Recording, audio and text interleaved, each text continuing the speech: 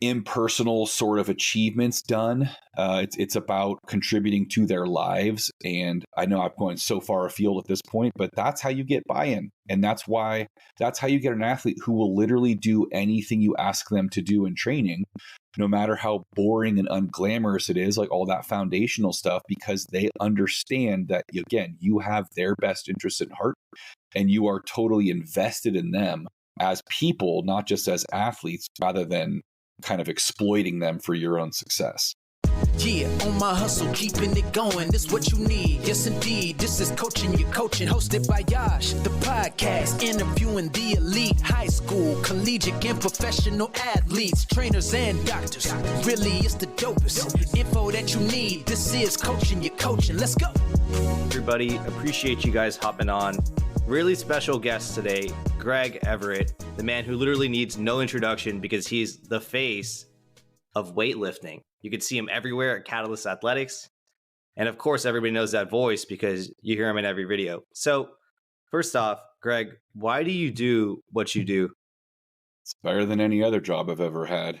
This is such a hard question for me to answer because the way I came about it was very organic, would be the generous term for it. Accidental would be more accurate.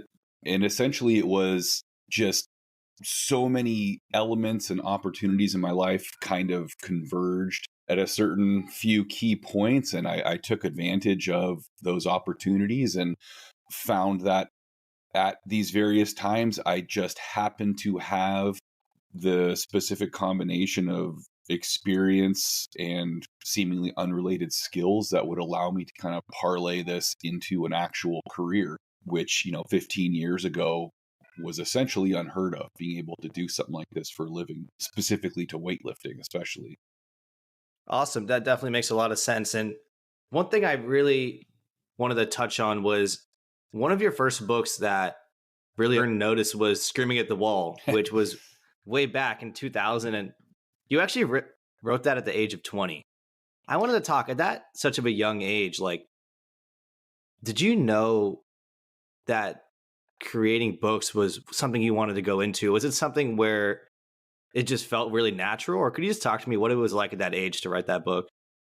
Yeah, it was a natural kind of outlet for me for sure. I always had found writing to be the easiest way for me to kind of communicate and even think to a large extent, right? Where we all have our specific individual ways of like working through problems, rational thought we're working through, and writing was what worked for me. And, that's how I worked in school. If I would write clear notes, that was it. I was done studying because once I had written it down, I just committed it to memory and I got through school, luckily, very easily because of that ability. And so turning that into the format of books where I was able to kind of communicate things that I thought might be useful or entertaining or a combination, hopefully. And it turned out to work fairly well. And once the weightlifting side of things kind of kicked in, then I actually found some commercial success. And so that's been very helpful. That big weightlifting book has kind of carried my career since 2008 or so. Greg, a lot of our viewers are coaches. I'm curious how much of writing played a role in refining your ability as a coach. I imagine having to regurgitate your experience into the written word helps you organize and refine things. Is that a strategy you would recommend to coaches to refine their craft? Yeah, absolutely. Because something that is commonly said is that when you have to teach something to somebody else, it forces you to learn it better yourself, right? It helps you understand what you're doing and truly get a tighter grasp on the principles underlying what you're doing, and therefore allows you to kind of refine it and be able to present these things better because you understand them better yourself. And so to me, it's kind of like a dialectical process, right? Where you learn with experience, you experiment, you practice. And then if you have to communicate what you're doing and why and how to other people, especially with a varied audience, right? So I'm going to talk to another coach one way. I'm going to talk to a brand new athlete the other way. I'm going to talk to a more advanced athlete one way. I'm going to talk to some random person I run into who wants me to explain what I do and how it works. And so again, in order to do that effectively, you have to truly understand what you're talking about. What's I don't remember who it was. If it wasn't Einstein, it was Richard Feynman or one of those guys who was basically saying, if you can't explain it to a third grader, you don't understand it. And that's true to an extent. The point being, like, if you, again, you don't understand the principles, the fundamentals, you can't explain it to a third grader. And a lot of us go through life kind of being what I would call a technician rather than a master. So in other words, we can follow steps, we can follow an existing algorithm. If this, then this, else if this, then this kind of sort of deal. But when it comes to us being responsible for actually creating that algorithm or the process, the protocols, we might not be able to do it because we don't understand the information, the principles underlying that original process.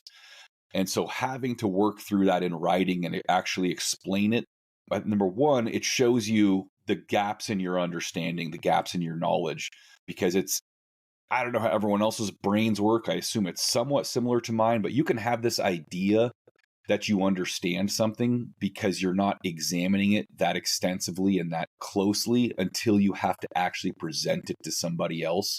And then you suddenly realize, like, oh, wow, there's this huge gap between points A and B, and I don't even know how to connect them. So I better work that out before I actually put this in a book and pretend I know what I'm talking about. I think that's awesome insight, man. To be able to turn process into an algorithm and fill in those gaps, to be able to explain it to somebody allows you to really understand it on a different level.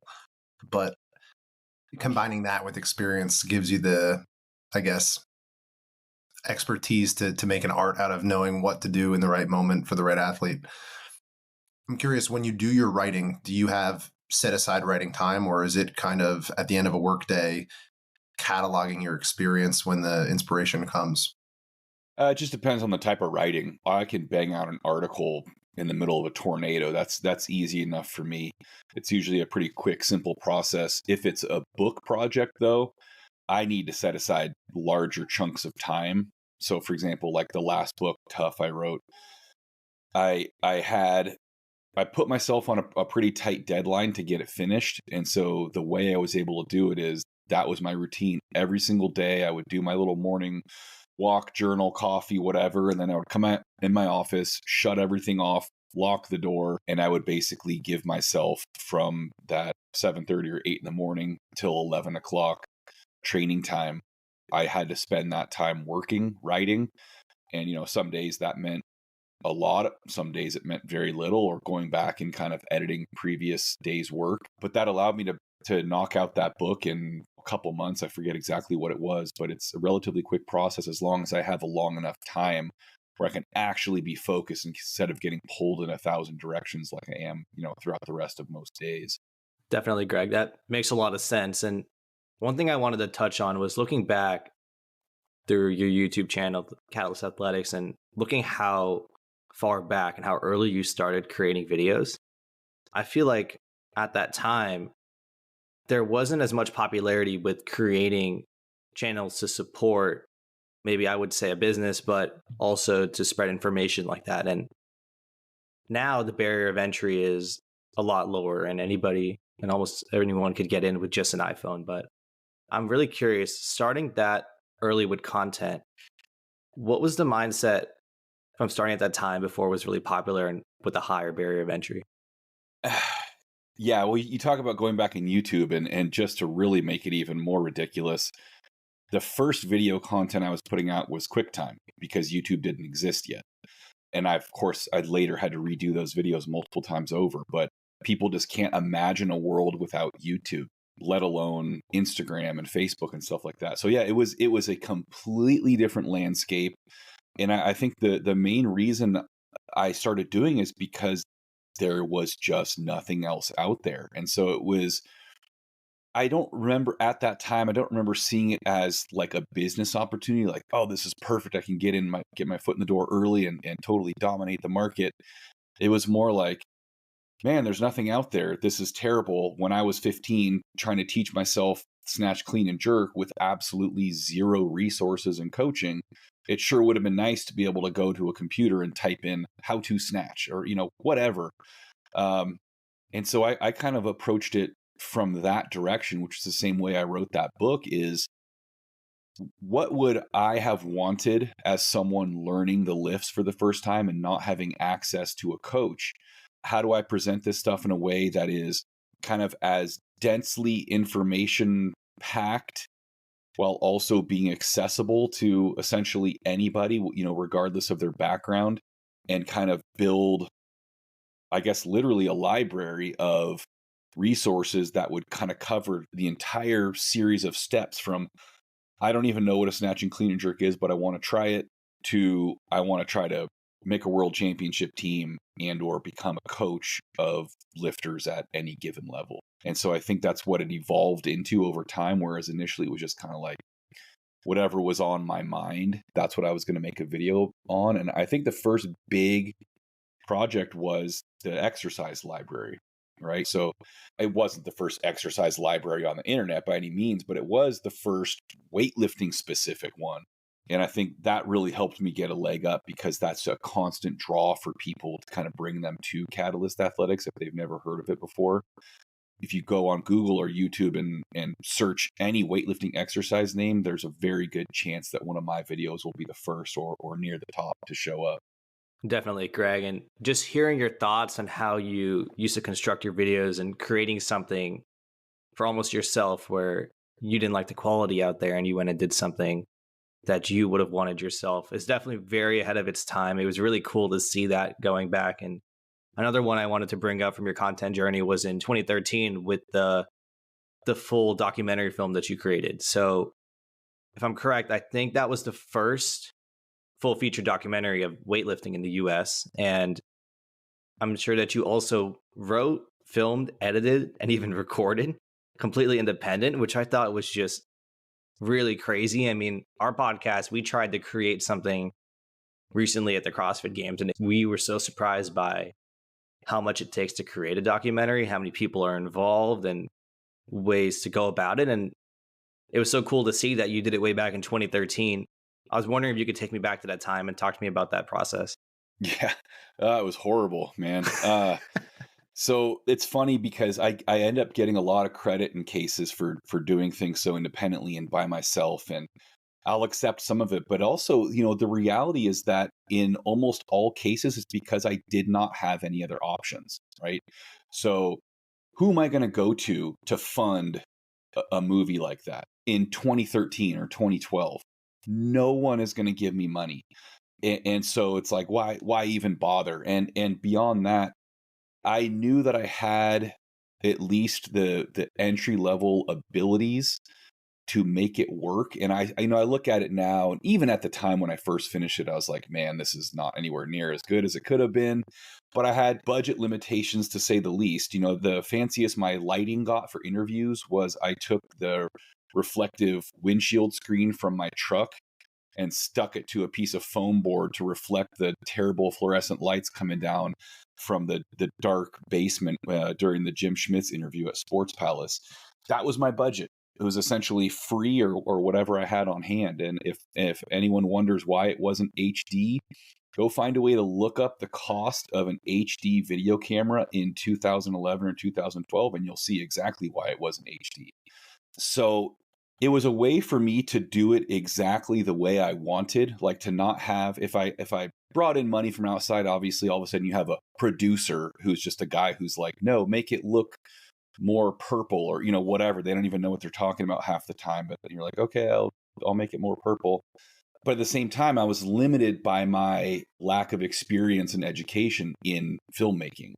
And I had a little tiny bit of photography background. So it's like, I'll figure out basics of framing a shot and depth of field and all that sort of stuff. But like lighting and editing and stuff, it was really just me feeling my way through it and trying to come up with something that I was evaluating from the perspective of a viewer. Like, is this something that I would want to watch, that I would find compelling and interesting, versus like, is this hitting all these technical marks of a documentary film or whatever? And I think that was very freeing in a lot of ways. I didn't have anyone to answer to. There wasn't anything that came out before that doing the same thing that I had to compare it to. It was a blank slate, and I could kind of just scribble however I wanted. And since I got it done first, now everyone else has to compare their stuff to mine after the fact. And it's all going to look a lot crisper and more professional at this point. But I think that was accidentally that aesthetic of the standard definition and kind of bad, I shouldn't say bad lighting. It ended up looking okay, but kind of the way that it was shot and edited sort of contributes to the sense of what the film was representing as this kind of this garage sport, this thing where we're out there kind of struggling our way through, not having the money to support the equipment, the facilities, all these sorts of things. And I think that was just conveniently represented in the way I made the movie and the way it came out. Definitely, Greg. And that story shows so much into how you were just grassroots. You did everything yourself. And what was really cool is you learned every job in that doc. So if you were ever to run it again, you know every single thing, you know how to craft the team, and you know how to continue to branch it out. And one thing I'm curious about is you're definitely the face of, I would say, American weightlifting. You're just everywhere when it comes to content. What's your thoughts on the future of fitness and media? Do you happen to have any hot takes or ideas or what you want to see for the way the future might go? I'll be honest, I've never thought about it, so I'm just going to fly by the seat of my pants on this one. I think media has always been attracted to the aesthetic side of everything, right? It has very little to do with substance and more to do with appearance. And I think that's why things like bodybuilding and fitness competition and those sorts of things attract much more media and more viewers, because it's a very simple representation and a very simple interaction, right? So it's very easy to represent the way something looks with a visual medium, right? Here's a picture, here's a video of the way someone looks. Easy, right? There's nothing to translate. There's nothing difficult about that. Maybe you have to get your lighting and do better than I did.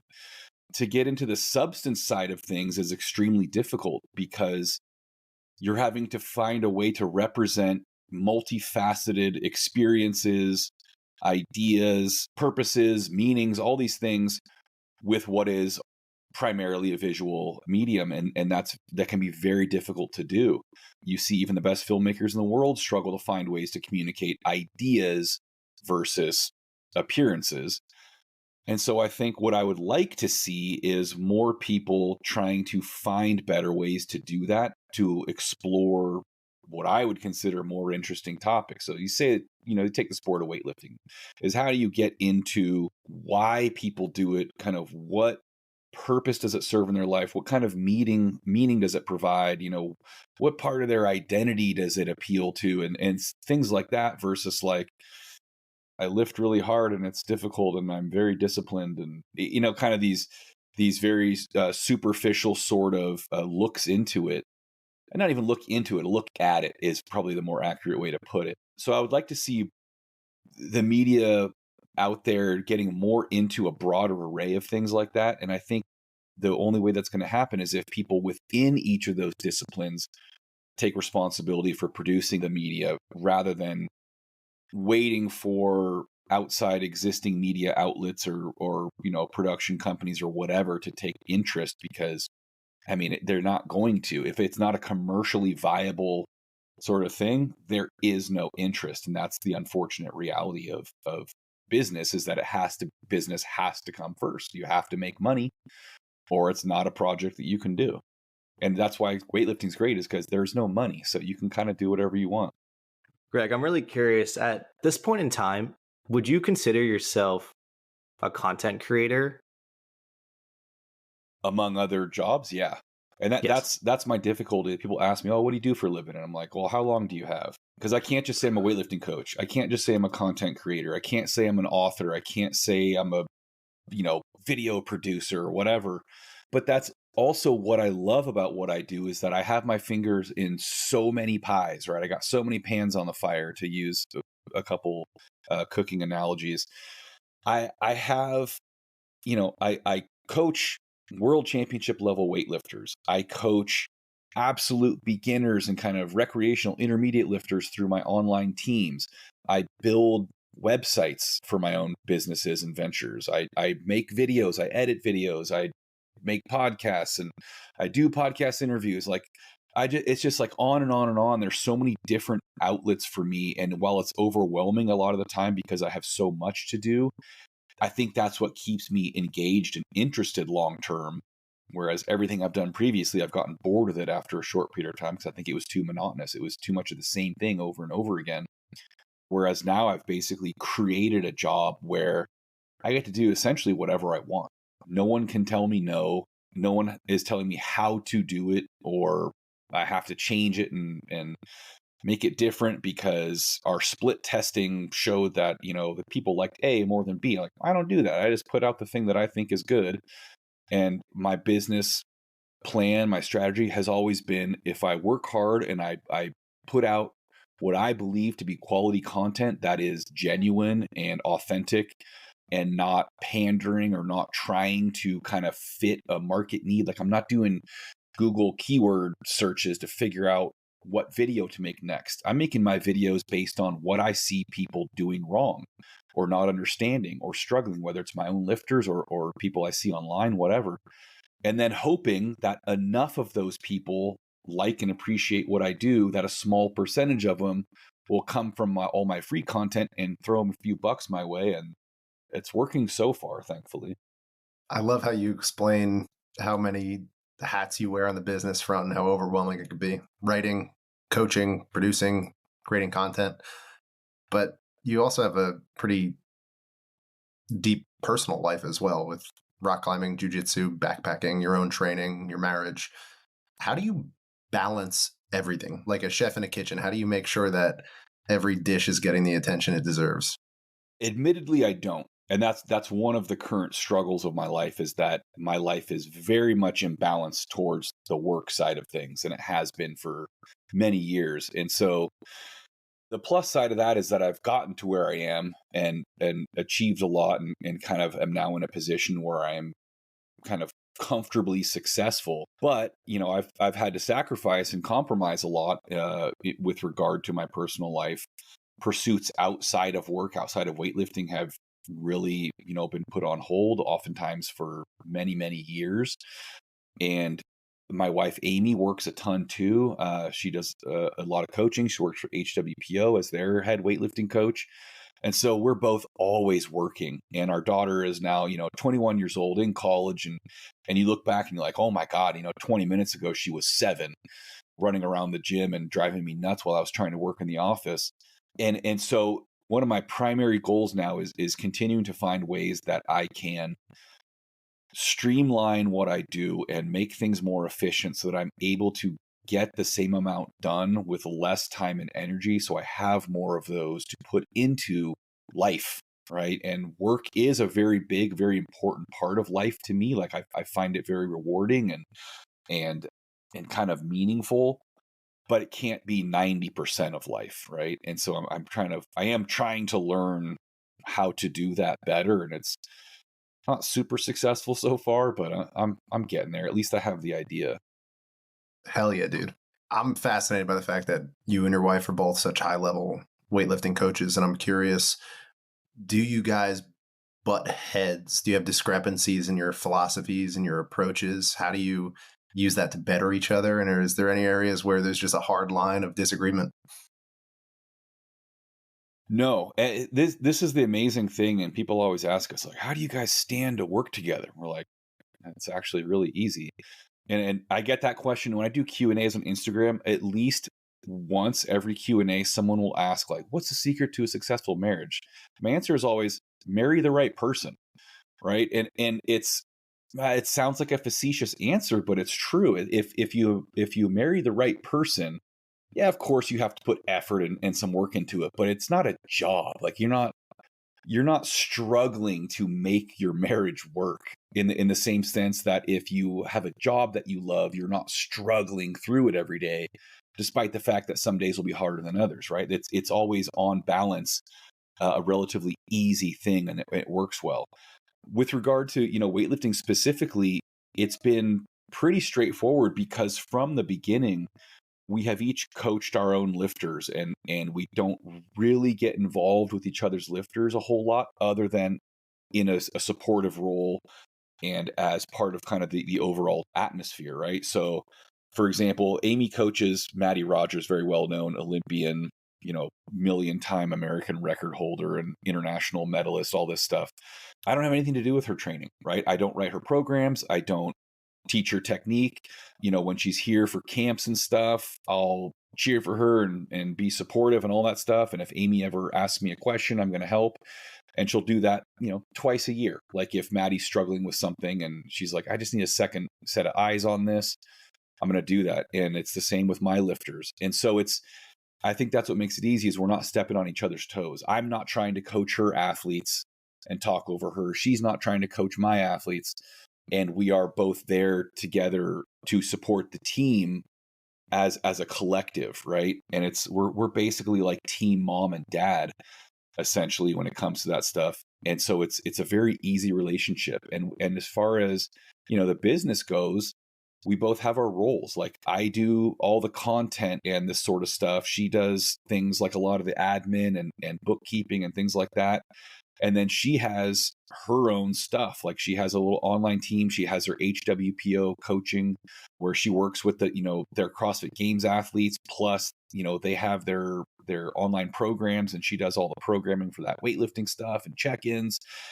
And so there's just not enough overlap ever for there to really be a problem. And there are certain minor things that we disagree with regard to weightlifting, programming, technique, whatever. But it's like, when I say minor, I mean really minor, like whether or not the elbows should be allowed to drop in the turnover of a muscle snatch. I say no. She says yes. Who cares, right? Like we're each doing what we find works best for our athletes, and that's all that matters. And so I'm not going to chew her out and be like, that's such a dumb way to do muscle snatches. Like, well, our athletes are doing really well. Mine are doing really well. So obviously that's not the deal breaker. So it's like, we're not going to get hung up on stuff like that. We just kind of want to enjoy what we're doing and be as good at it as possible. And we have slightly different approaches sometimes. So cool how you guys kind of complement each other in that way and support each other. I'm going to ask you a question that could probably take... We are very fortunate. Yeah. I'm going to ask you something that could probably take, days to fully answer. So maybe just like the pillars. But we talked about people looking at content and it being superficial, right? Like I want my content to look the best and not really be about the substance. And I see when people get into weightlifting, oftentimes it's about the highlight reel and not really the foundation you lay. And people celebrate the 1 rep maxes and PRs, but nobody talks a ton about longevity. If there were pillars of longevity, both from a biological front and a psychological front that could help a beginner really lay the foundation correctly, what would those pillars be in your opinion?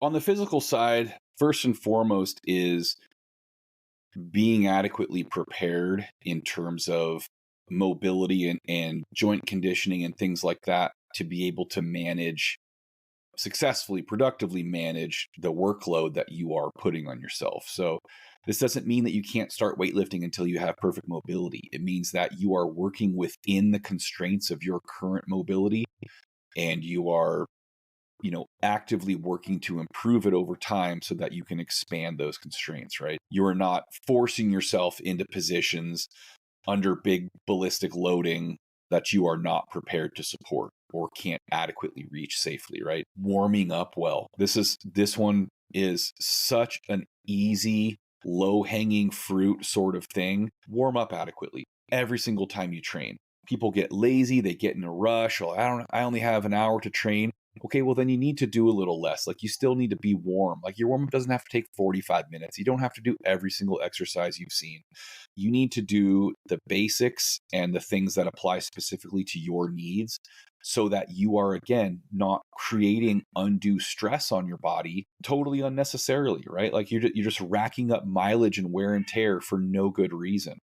Doing things like stretching, maybe periodic massage, chiropractic adjustment, physical therapy when necessary, hot tub or cold plunge or contrast, things like that, where you're not just resting, you're actually recovering, kind of regenerating. And then I would say, along with, the warming up and being prepared, is ensuring that your training program is actually appropriate for you, right? And the biggest thing we have now with internet and social media in particular is that it's very easy for new lifters to look at what very advanced lifters are doing, and then of course we all want to mimic that because, well, hey, they're really good, so it must mean that if I train like them, I will also get really good. And that's nearly always completely wrong. And it'll actually slow your progress, cause more problems, beat you up more, and usually kind of stop you dead in your tracks at some point because you absolutely can't manage and are not ready to do what they're doing. They didn't start that way either, right? And that's what people forget. So that's key, is having the amount of volume, the frequency, the average intensity, the exercises all suitable for your needs at that time based on your background, etc. So all pretty straightforward stuff. The psychological side of things is a little more difficult, I think, but I don't think it's necessarily that complicated. And I would say that the number one thing for longevity is having things in life outside of weightlifting that are important and meaningful for you and give you a sense of purpose and like really are tied closely to your identity and your values. So in other words, if you could be the best weightlifter in the world, that is your thing. You are a multiple time world champion, world record holder. If you have nothing outside of weightlifting, right? So without weightlifting, your life is meaningless. You have no purpose. Then any obstacle you encounter, any setback in weightlifting is going to become an existential crisis. Like your life is ending. Your life is over. And that is extremely difficult to deal with emotionally, psychologically, and can cause people to just completely spin out. And so having something outside of the sport that is important and meaningful to you, even if you're only giving it a smaller percentage of your time and energy during the time that you're a weightlifter, is really, really critical. Weightlifting cannot define your entire existence, your entire identity in particular. And so, taking the time to understand and explore and figure out who you genuinely are, what's meaningful to you, and then, gaining experiences that allow you to kind of explore that more and figure these things out. You can't just sit in a dark room and close your eyes and figure out who you are and what's important to you in life. You have to actually get out there and experience and engage with people and activities and all that kind of stuff to do that properly. And then just understand that weightlifting is a part of that total existence. Regardless of how big of a part it is just a part. It is not the whole thing. And so when things do go wrong, when you get injured, whatever, you lose your job and you can't train more than once a week for 6 months, you're not panicking and like believing that your life is over and that you now have nothing to offer the world and why bother, that sort of stuff that people genuinely go through when they don't have anything else going on in life. That really hits home for me. Got into CrossFit in the early 2010s when things were just starting to get hot with the CrossFit Games, and that kind of became my whole identity. But I didn't have longevity in mind, and every injury was such a setback that it would send me into like a mental health spiral. So that hits home a lot. Similar to you at the time, I was kind of it's amazing. It happens to so many West, people looking who are at even YouTube, not trying at to a teach high level. myself how the heck to be competitive in the sport. And I was highlight reel chasing. Right. Yeah. What I really needed was the wisdom of somebody to get me to buy into doing things appropriately and not chasing those highlight reels as much. And, we have a lot of coaches who are listening. A lot of these coaches are earlier in the career, less established, has less of a resume and a reputation. And perhaps they're working with athletes who are less coachable and less established as well. What would be your advice to coaches to really get the athlete to buy in to the important, not so sexy side of training? Because I know athletes get into it. They're ready to do the hard work. They're ready to do I say the hard work, but are they really bought into the work behind the scenes that's required to make this something long-term and successful? Any advice to really get the buy-in of the athlete to do the not so sexy stuff? Yeah, I mean, as a coach, the way that you get that buy-in is that you establish yourself and you establish your relationship with your athletes in a way that they completely trust that you have their best interests at heart with whatever you're doing, right? And I've said this jokingly to lifters I coached before when something came up, like, oh my God, we're taking a deload week. I want to keep going. And I'll say, like, I promise I'm not trying to prevent you from getting too good too fast. Like, we're doing this to make you as good as possible. And, for that longevity in your career. And, they know that deep down, but I just like to kind of rub it in their face and poke fun at them for crying about, deloading periodically.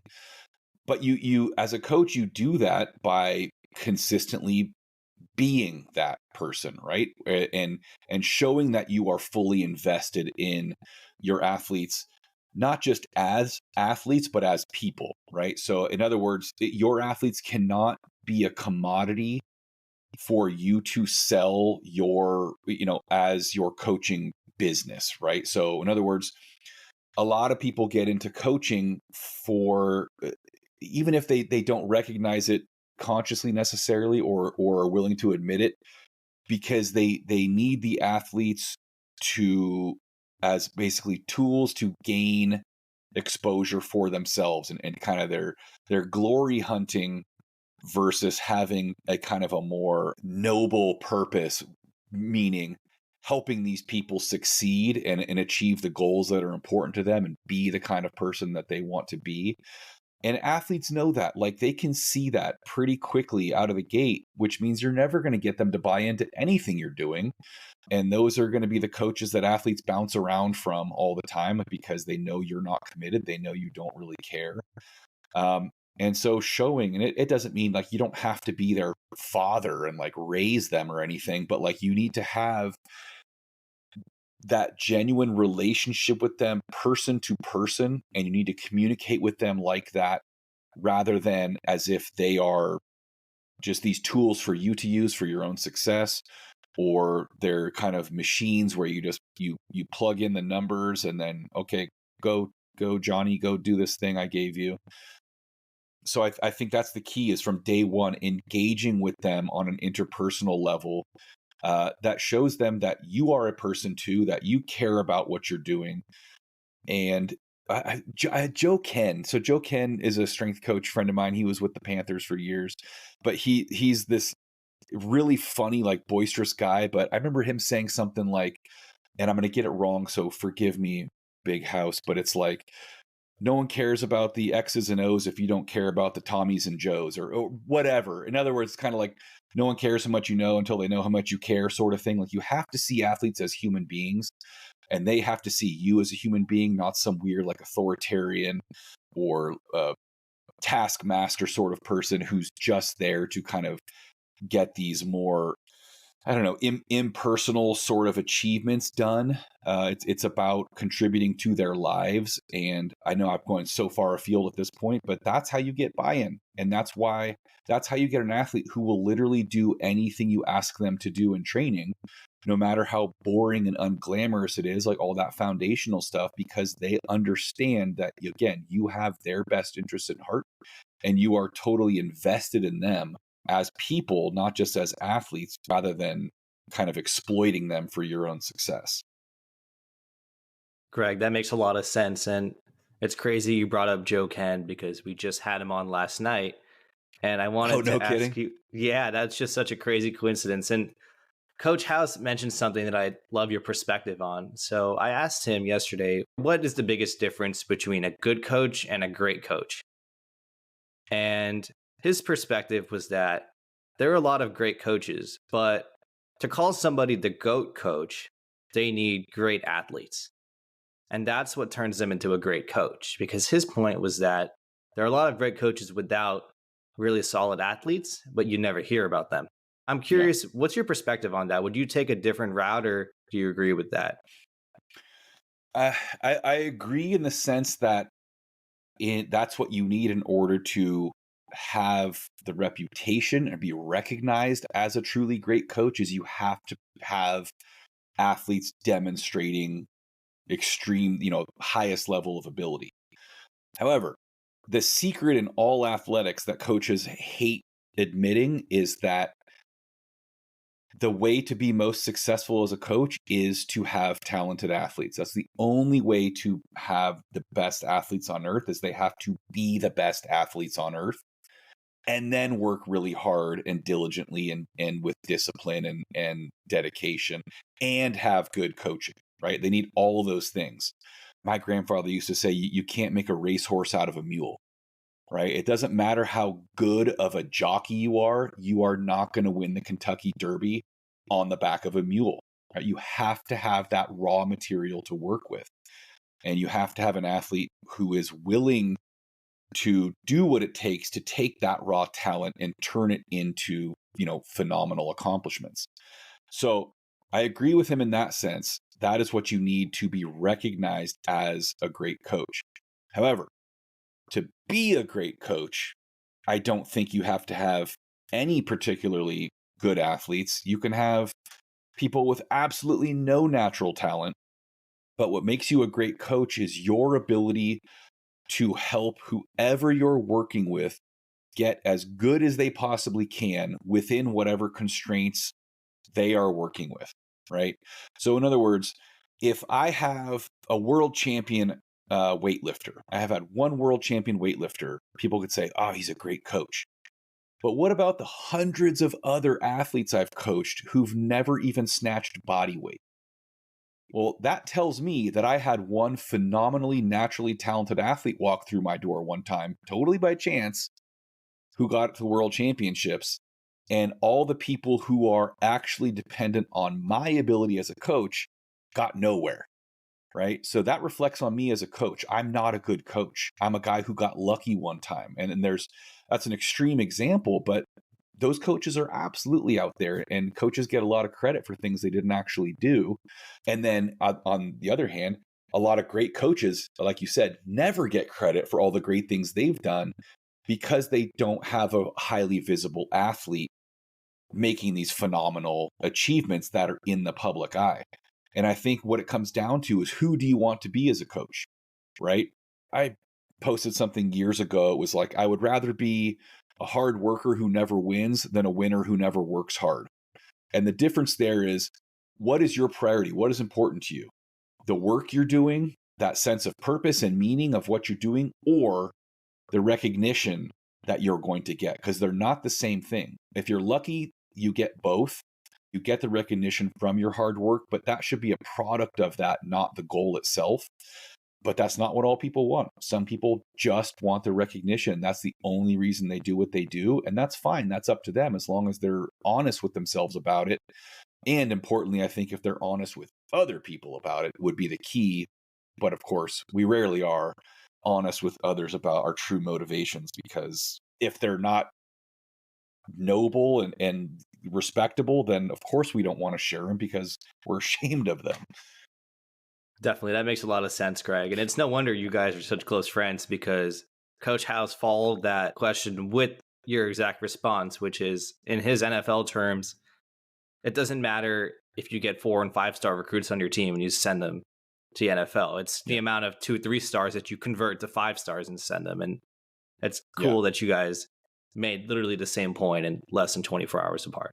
Greg, I've had experience with coaches who had tremendous athletic success in the avenue that they coach. I've also come across great coaches who never actually walked the walk as the athlete. How much of a factor is walking the walk and having success on the athlete side in becoming a great coach? And is it a deal breaker if it's something that you've never achieved as an athlete? This is an interesting one. It's really important, especially these days, because of social media. So I got to try to organize my thoughts because I got a lot of them here. First and foremost, I would say that you absolutely do not have to have been a great athlete in that sport to be a great coach in that sport. And like you said, you've seen examples of it. I know tons of examples of it. And the opposite is often very true, that great athletes make terrible coaches. And so something I try to emphasize with people is that a great athlete can tell you what works for them. A great coach can tell you what works for you.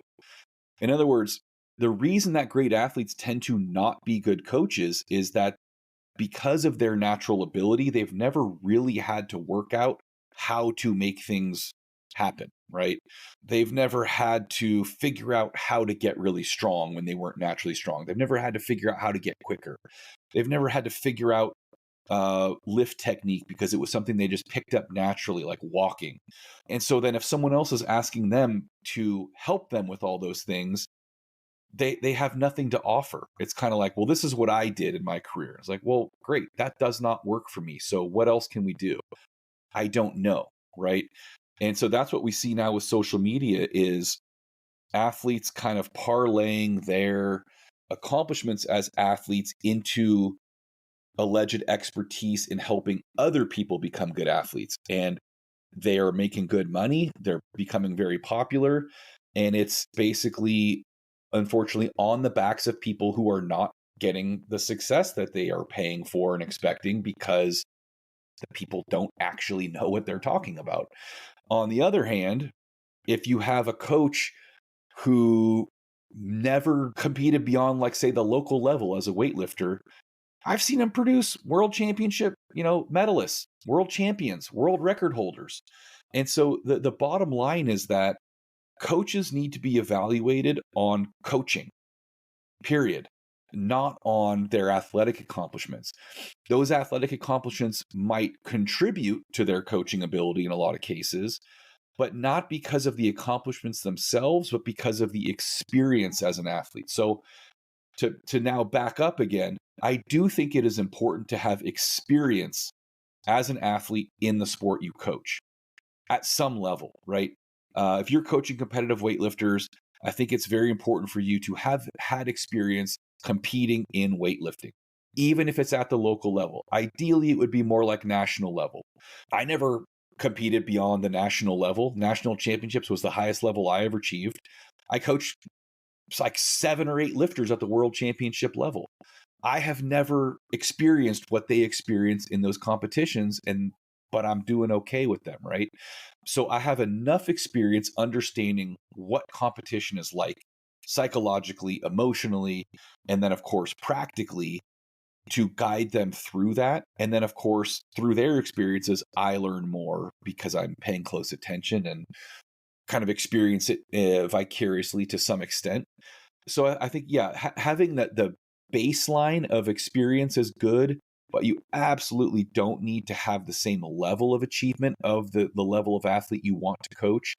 And people need to be discerning about trusting sources and coaches and basing that trust on a coach's accomplishments as a coach exclusively, or at least overwhelmingly, rather than any accomplishments as an athlete.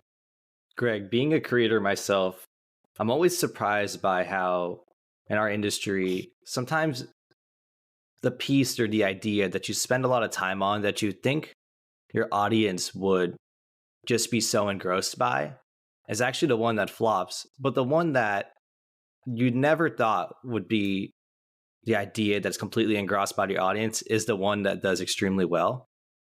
Yep. Over your super long career of hosting content, what's maybe a content piece or an idea that surprised you and did really well when you didn't think it would? I can't think of anything specific off the top of my head, but I have experienced that over and over. I mean, that's like the story of my life with Instagram in particular. Like, oh yeah, this is going to be a good one. And then it's just like, it does nothing. And then some like random thing I threw out there and was like, this is going to be way too basic or whatever. People just eat it up. And I'm like, at this point, I just admit to myself that I have absolutely no idea what people want.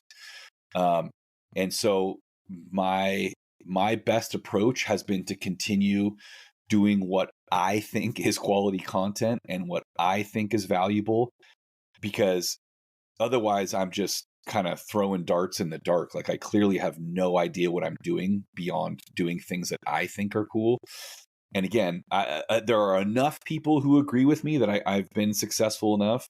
I think I could be more successful from a commercial standpoint if I did the market research and I did all that silly keyword search and whatever, learning how to craft the perfect video and with my intro and my thumbnail, the thumbnails with the guy's face on it, whatever. I can't do it. I cannot get myself to do it for any amount of money. And so I don't really know if I even answered your question, but I guess what my point would be, ultimately, you have to do what satisfies you as a creator.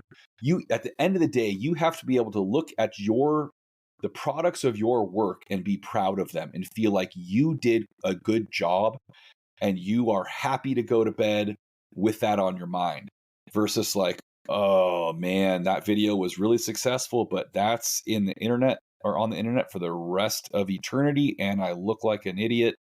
I'm so embarrassed. So it's like, I could act like a Kardashian and become a billionaire, but then I would have to be that person and I would be ashamed of myself and hate myself and be totally unhappy for the rest of my life. So it's like, you got to choose what's important to you. Greg Kardashian. Yeah. I think my worst nightmare. I have a follow-up question. I think you just answered it, but I do want to just hit the nail on the head when it comes to being a content creator and sustaining mental health. You have a pretty good strategy of just staying aligned with your values, and what happens. But was there ever a time where you got caught up in the analytics of it, like taking it personally when a piece of content didn't take off, or measuring your self-worth by the amounts of likes and comments and shares? Have you ever fallen into that trap, and how do you avoid it? Oh, absolutely. Yeah. And that it's very easy to do. It's very natural. And I think the more directly connected to the content you are, the more personal it is, and the more its success or failure feels personal, right? So if I were the CEO of Catalyst Athletics, well, I am technically, but that's a very overly aggrandizing term because it's 3 people.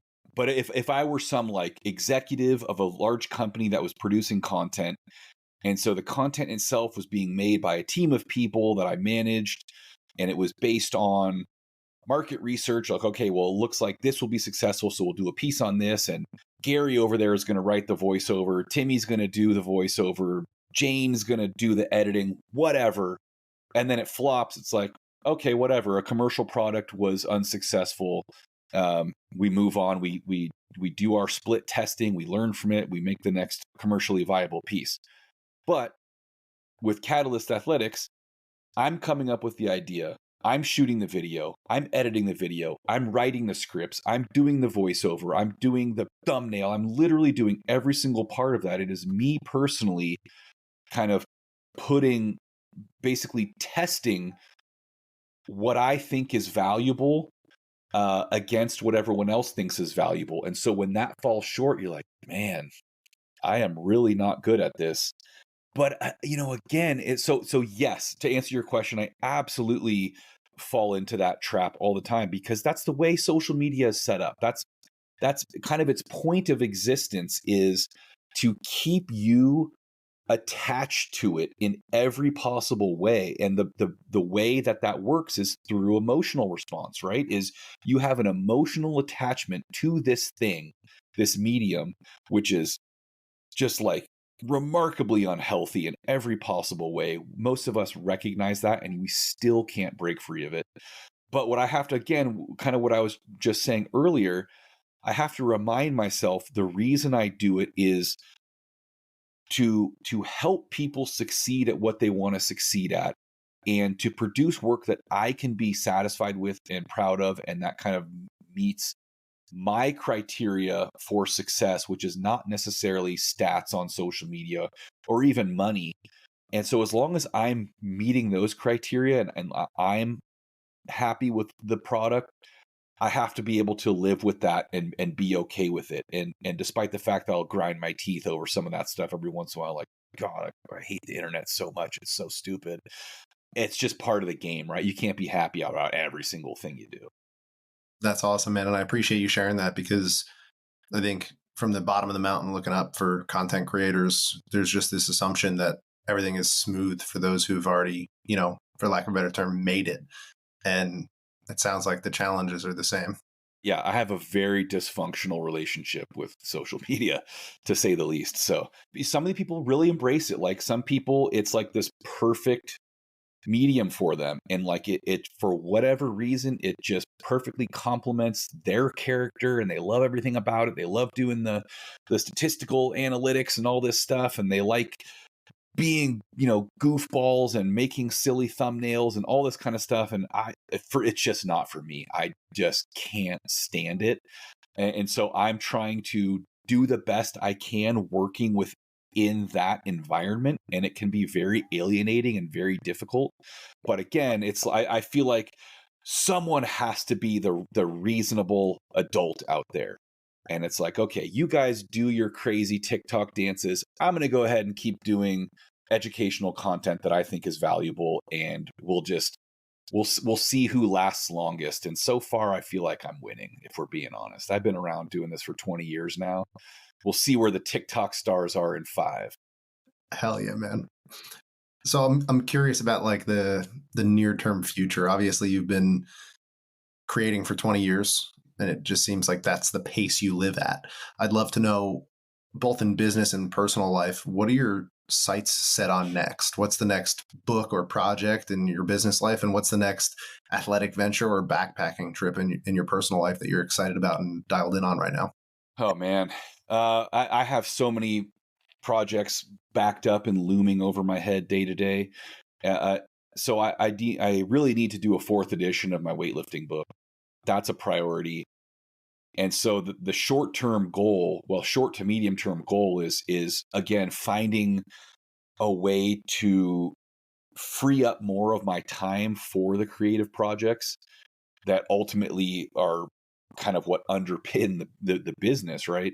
But having to invest so much time and energy every single day on the routine, mundane, athlete check-ins, whatever, website maintenance, this and that, makes it very difficult to get those projects done. So that's my primary goal, is freeing up more time and energy to put into those projects, and to put into non-work life would be nice. So that's my very vague plan for both my life and business.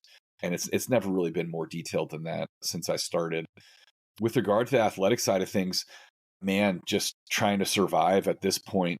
I have a couple of protruding cervical discs that have really messed me up the past 3 years. Like my left tricep has atrophied a ton and is like really weak. So it's really just trying to rehab that and get back to a baseline where I can do all the activities I want to do, at least at some level. I'm never going to go and make new PRs in weightlifting. I'm not going to go back and compete in the tactical games in the elite division again. Like there are certain things that are going to be beyond me now, but I do want to be able to do those types of things still, at least at a decent level. And so that's just my very general goal, is to be healthy and not in pain, and not have like these ridiculous limitations. Like I can't hold on to a coffee cup because my nerves are jacked up, from my neck. Definitely, Greg. That makes a lot of sense. And last question before we get you out of here. I was wondering, if you were to look back after all your time and you wanted to give advice to your 18-year-old self, what would be one piece of advice that you would? Oh, wow. Squat more. That would be on the physical side. That'd probably be number one, because that's what always plagued me as a weightlifter, is I just didn't have enough leg strength.